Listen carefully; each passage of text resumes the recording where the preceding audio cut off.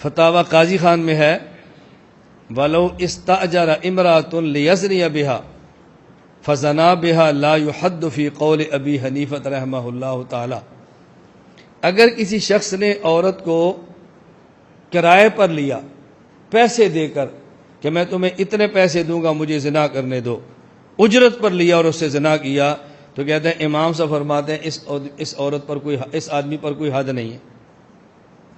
اب اعتراض کیا کرتے ہیں کہ دیکھو جی امام ابو حنیفہ رحمۃ اللہ علیہ یہ زنا کے دروازے کھول رہے ہیں. امام ابو حنیفہ رحمۃ اللہ علیہ زنا کے دروازے کھول رہے ہیں. کہتے ہیں آدمی پیسے دے کر عورت سے زنا کرے تو ایسے آدمی پر حد ہی نہیں ہے، جب حد نہیں تو پھر جائز ہے. میں نے کہا بات سمجھو، ایک ہے زنا کا جائز ہونا اور جائز نہ ہونا، ایک ہوتا ہے ایسے زانی پر حد لگنا اور حد نہ لگنا. حد لگنا نہ لگنا اور مسئلہ ہے، اور زنا کا جائز ہونا ناجائز ہونا یہ اور مسئلہ ہے. اگر صرف حد نہ لگنے سے اگر کوئی چیز جائز ہو جاتی ہو تو حضرت عبداللہ بن عباس رضی اللہ تعالیٰ عنہما کا فتویٰ یہ ترمذی کے اندر موجود ہے. فرماتے ہیں من اتل بہیمۃ فلا حد علیہ، کوئی آدمی کسی جانور سے بدفعلی کرے تو ایسے آدمی پر کوئی حد نہیں. تو اس کا کیا معنی کہ جانور سے بدفعلی کرنا جائز ہوگا؟ اب بتاؤ اگر میں آپ سے کہوں کوئی آدمی پخانہ کھا لے اس کے اوپر کوئی حد نہیں، تو غیر ملک اٹھ کے پخانہ شروع کر دے کیا کھانا شروع کر دے کیوں؟ مولانا صاحب نے کہا حد نہیں لہذا جائز ہو گیا. اور بھئی حد نہ ہونا الگ مسئلہ ہے اور جائز اور ناجائز ہونا یہ الگ مسئلہ ہے. تو امام ابو حنیفہ رحمۃ اللہ علیہ کا یہ جو مسئلہ بیان کیا جا رہا ہے نا کہ حد نہیں، حد نہ ہونے کی وجہ امام صاحب فرماتے ہیں کہ ضابطہ ہے الحدود تندرع بالشبہات. اگر کسی موقع پر شبہ ثابت آ گیا تو شبہ سے حد ساقط ہو جاتی ہے. یہاں شبہ کیا ہے؟ قرآن کریم میں ہے فَمَسْتَمْتَعْتُمْ بِهِ مِنْهُنَّ فَآتُوهُنَّ أُجُورَهُنَّ. جب تم کسی عورت سے نکاح کرو تو عورت کا حق مہر دیا کرو. عورت سے نکاح کرو تو عورت کو حق مہر دیا کرو. تو یہ جو اس نے عورت کے ساتھ ہم بستری کی ہے اور بدلے میں پیسے دیے ہیں، نکاح والا بندہ بھی عورت سے نکاح کرتا ہے اور بدلے بزا کے طور پہ پیسے دیتا ہے. تو شبہ یہ تھا کہ جیسے حق مہر ہے ویسے اجرت ہے، یہ حق مہر کی طرح ہے، اس لیے اس پر حد نہیں جاری ہونی چاہیے. شبہ آ گیا. اب ذہن میں سوال آئے گا بھائی وہ تو تب ہے جب نکاح ہو اور پھر پیسے دیں حق مہر، اس نے تو نکاح نہیں کیا اور پھر پیسے دیے، یہ حق مہر کے مشابہ کیسے ہو گیا؟ ہم نے کہا یہ نکاح کے مشابہ ہے. کیوں؟ نکاح میں یہ ہوتا ہے کہ دو آدمی گواہ ہوں اور مرد عورت ایجاب و قبول کر لیں، اور اگر گواہ نہ ہوں ایجاب و قبول کریں تو امام مالک فرماتے ہیں پھر بھی نکاح ہو جاتا ہے. حضرت امام مالک یہاں گواہ شرط نہیں ہے.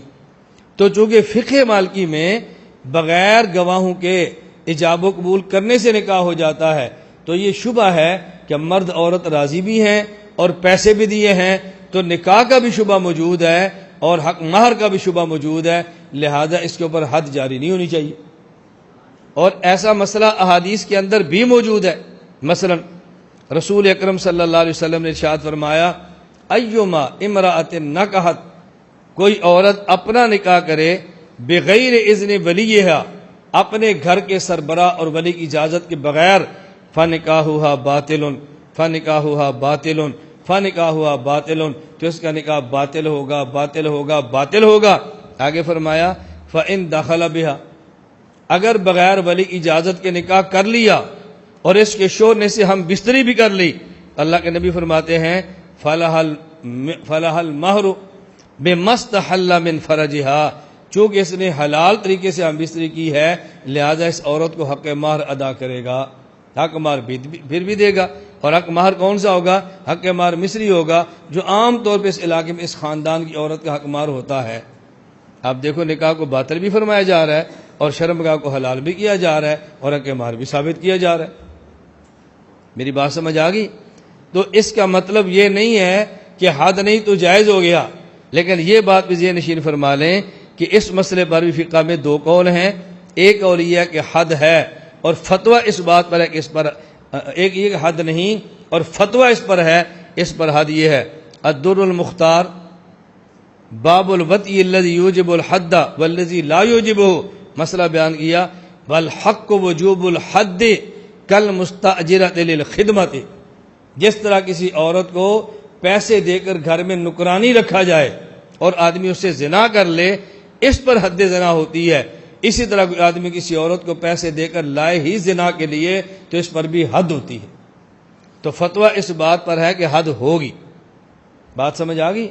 اب دو باتیں سمجھ لیں، اس مسئلے پر دو قول آگے، ایک قول یہ کہ حد نہیں، اور ایک قول یہ کہ حد، اگر حد نہ ہو تو جائز پھر بھی نہیں ہے، اور اگر حد ہو تو فتویٰ اس پر ہے کہ حد ہونا چاہیے۔ تو جب ہم تقلید مفتہ بہا مسائل پہ کرتے ہیں تو اعتراض میں وہ مسئلہ پیش کرو جس پر ہمارا فتویٰ ہے، جس پر ہمارا فتویٰ ہی نہیں اس مسئلے کو اعتراض میں آپ پیش کیوں کرتے ہیں؟ میری بات سمجھ آ گئی؟ اس لیے ہم نے کہا یہ دو مسئلے الگ ہیں، ایک ہے گناہ ہونا اور ایک ہے حد ہونا۔ گناہ تو ہر حال میں ہے، لیکن حد کے بارے میں دو قول تھے، اور فتویٰ اس بات پر ہے کہ اس آدمی پر پھر بھی حد ہوگی، یعنی کہ اس کی حد ساقط ہو جائے گی۔